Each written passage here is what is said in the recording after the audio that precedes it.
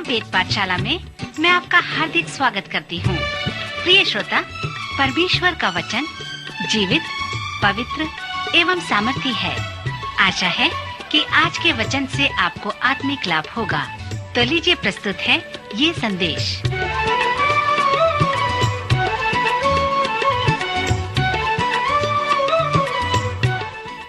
नमस्कार श्रोता मित्र, वेद पाठशाला की अगली कक्षा में आपका स्वागत है। यदि आप हमारे इस कक्षा में पहली बार भाग ले रहे हैं तो इस सर्वेक्षण में मैं विशेष रूप से आपका स्वागत करता हूं और यह बताता हूं कि यह अध्ययन हमें पवित्र शास्त्र के सभी पुस्तकों का परिचय देता है।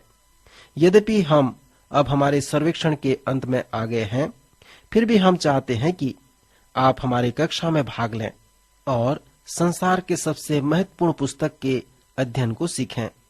हमारे सर्वेक्षण ने हमें पतरस की पहली पत्री तक ले आया है। पहले पतरस के 3 अध्याय में हम वृद्ध पतरस को देखते हैं, जहां पर वह यहूदी विश्वासियों को विवाह के विषय में परामर्श देता है। पवित्र शास्त्र में विवाह के विषय में अच्छा परामर्श मिलता है। यहाँ पर एक सुंदर उदाहरण है। लिखता है, हे पत्नियों, तुम भी अपने पति के अधीन रहो, इसलिए कि यदि इनमें से कोई ऐसे हों जो वचन को न मानते हों, तो भी तुम्हारे भय सहित पवित्र चाल चलन को देखकर बिना वचन के अपनी अपनी पति के चाल चलन के द्वारा खींचे जाएं, और तुम्हारा श्रृंगार दिखावटी न हो, अर्थात बाल गूंथने और सोने के गहने या भांति भांति के कपड़े पहनना, वरन तुम्हारा छिपा हुआ और गुप्त मनुष्यत्व नम्रता और मन की दीनता की अविनाशी सजावट से सुसज्जित रहे, क्योंकि परमेश्वर की दृष्टि में इसका मूल्य बड़ा है। और पूर्व काल में पवित्र स्त्रियां भी जो परमेश्वर पर आशा रखती थीं, अपने आप को इसी रीति से संवारती और अपने अपने पति के अधीन रहती थीं, जैसे सारा इब्राहिम की आज्ञा में रहती और उसे अपने स्वामी कहती थी। सो तुम भी यदि भलाई करो और किसी प्रकार के भय से भयभीत न हो, तो उसकी बेटियां ठहरोगी। वैसे ही हे पतियों, तुम भी बुद्धिमानी से पत्नियों के साथ जीवन निर्वाह करो और स्त्री को निर्बल पात्र जानकर उसका आदर करो, यह समझकर कि हम दोनों जीवन के वरदान के वारिस हैं, जिससे तुम्हारी प्रार्थनाएं रुक न जाएं। श्रोता मित्र, जैसे हम पतरस की पत्नियों का सर्वेक्षण करते हैं, तो मैं हमेशा आपको सलाह देता हूं कि आप इस बात को स्मरण कर लें कि आप सुन रहे हैं, पढ़ नहीं रहे हैं, सलाह नहीं दे रहे हैं। जैसे पतरस अपने हृदय से पास्तरी परामर्श के विषय में बता रहा है, तो हमें चाहिए कि हम संबंध बनाने वाले धर्म विज्ञान की आस रखें। पतरस हमेशा व्यवहारिक बातों में रुचि रखता है। पतरस रोमी या इब्रानी लोगों का धर्म विद्वान नहीं था, परंतु वह एक पास्टर है। पतरस हमें व्यवहारिक, आध्यात्मिक और परामर्श के संबंध में बताता है। जैसे हम पहले पतरस के 3 अध्याय का सर्वेक्षण करते हैं, तो हम विवाह के विषय में अच्छे परामर्श को प्राप्त करते हैं, क्योंकि विवाह कुछ इस प्रकार है कि परमेश्वर इसे एक साथ जोड़ता है। यदि आपका विवाह परमेश्वर की दृष्टि में हुआ है, तो आप कह सकते हैं कि परमेश्वर ने आपको एक साथ जोड़ा है। लेखक कहता है कि केवल परमेश्वर हमें एक साथ जोड़ सकता है। जब एक विवाह परमेश्वर की दृष्टि में होता है, तब उस विवाह का स्रोत परमेश्वर ही होता है।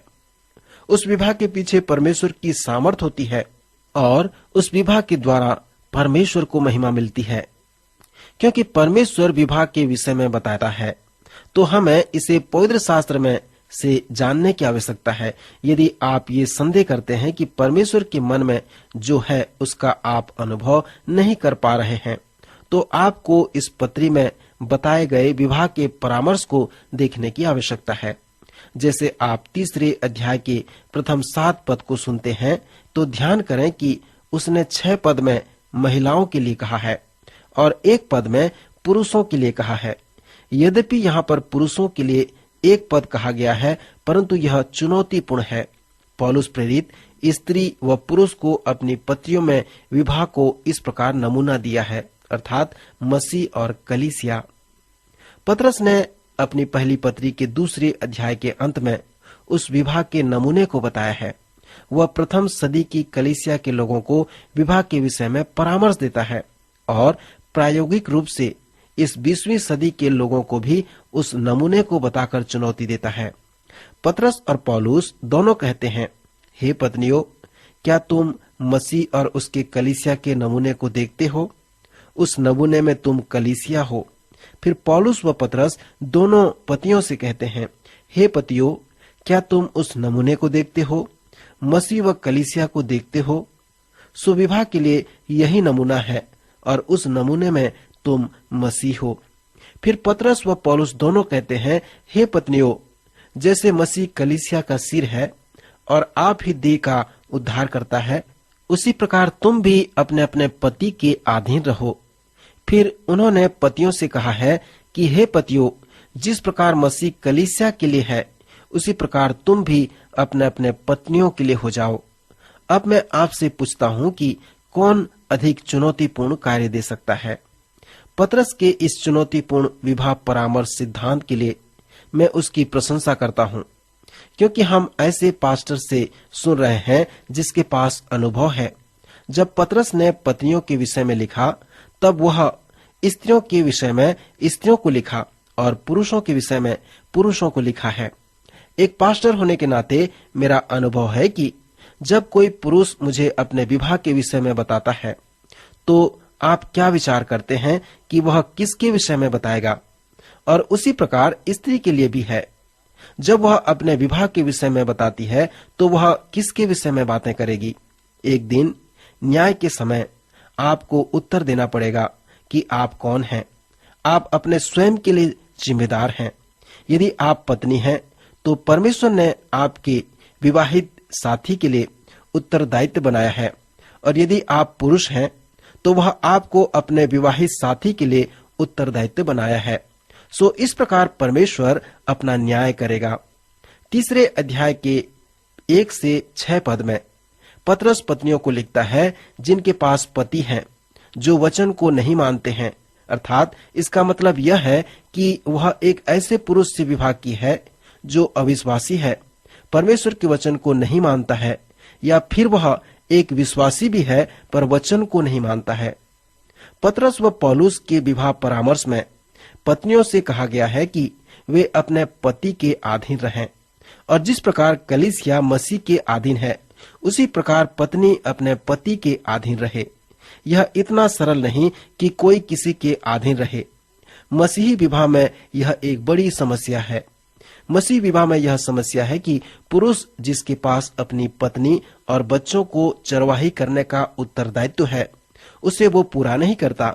जिस प्रकार मसीह कलीसिया की रखवाली करता है, पति अपनी पत्नी और परिवार की रखवाली नहीं करता और परमेश्वर के द्वारा दिए गए अनुग्रह के उस उत्तरदायित्व को पूरा नहीं करता।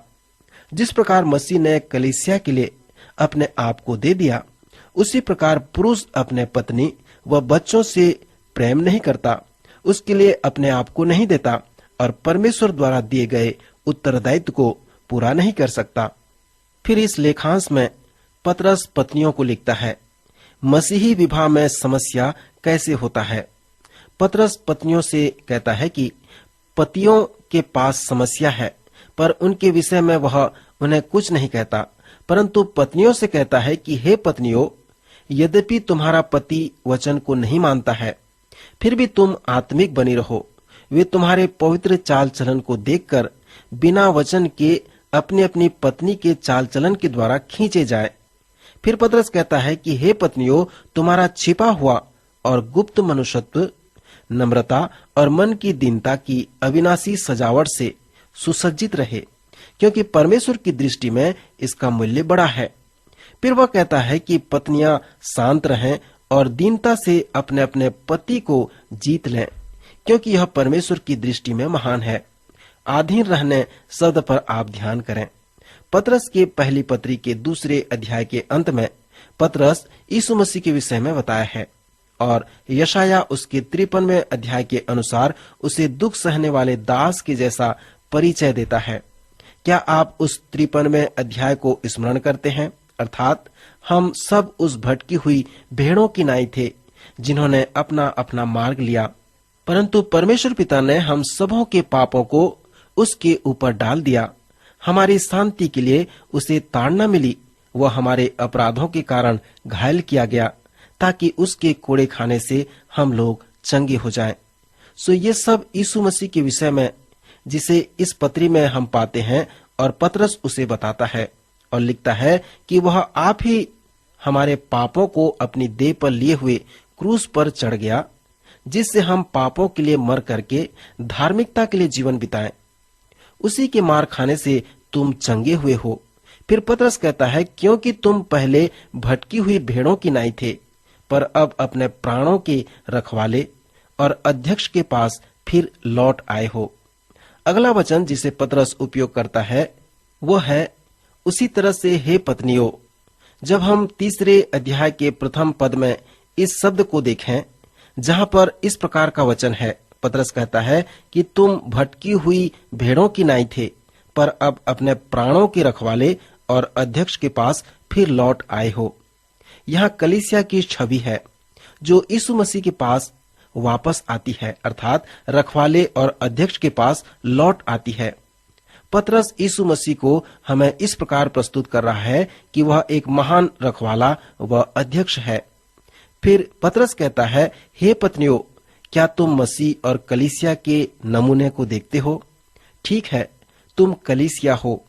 सो जिस प्रकार कलीसिया मसीह के अधीन है, उसी प्रकार हे पत्नियों, तुम भी अपने पति के अधीन रहो। यहाँ पर जो अधीन रहने का शब्द है, जिसे पतरस सचमुच में कहता है कि हे पत्नियों, तुम्हारे पतियों को चरवाही करने दो। परमेश्वर ने तुम्हारे पति को बहुत बड़ी जिम्मेवारी दी है, अर्थात जिस प्रकार मसीह कलीसिया से प्रेम रखता है, पति उसी प्रकार पत्नी से प्रेम रखे। जिस प्रकार मसीह कलीसिया के लिए दे दिया, उसी प्रकार तुम भी अपने आप को अपने पत्नी के लिए दे दो। सो हे पत्नियों, जिस प्रकार मसीह है उसी प्रकार तुम्हारा पति भी हो। यह बहुत बड़ा जिम्मेदारी है। सो अपने पति को रखवाली करने दो। सेना में भी एक ही आदेश देने वाला अधिकारी होता है, 2 नहीं होते। सो तुम्हारे पारिवारिक जीवन में ऐसा ही हो। इफिसियों के 5वें अध्याय में पति के उत्तरदायित्वों के विषय में हम पढ़ते हैं, जहाँ पर वह कहता है, जिस प्रकार मसीह कलीसिया की रखवाली करता है, उसी प्रकार तुम भी हे पतियों अपने अपनी पत्नियों की रखवाली करो, चरवाही करो। और उसी प्रकार परमेश्वर पतियों से भी कहता है कि तुम अपने पति के अधीन रहो, वह तुम्हारा उत्तरदायित्व हो। तुम में 2 प्रकार के आदेश देने वाले अधिकारी न हो, किसी एक के पास हो, क्योंकि इस उत्तरदायित्व को परमेश्वर ने पति को सौंपा है, सो वह पति के पास हो। मित्र, इस चुनौती के साथ मैं समाप्त करना चाहता हूँ कि यदि आपका वैवाहिक जीवन ठीक नहीं है, तो मैं आपसे ये प्रश्न पूछता हूँ कि क्या यह संभव है कि इसके लिए पवित्र शास्त्र नमूना बन सकता है? अगले कार्यक्रम में विचार करने योग्य बात यही है। प्रभु आपको आशीष दे।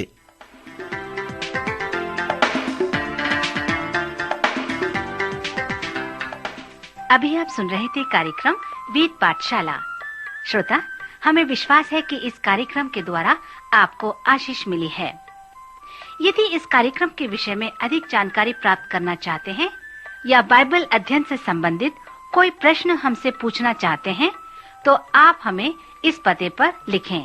हमारा पता है कार्यक्रम वेद पाठशाला, post box number 713, EN post, Faridabad 7। पता एक बार फिर सुन लीजिए। कार्यक्रम वेद पाठशाला, post box number 713, EN post, Faridabad 7। आज के कार्यक्रम का समय यहीं पर समाप्त होता है। अगले कार्यक्रम में आपसे फिर भेंट होगी। तब तक के लिए नमस्कार।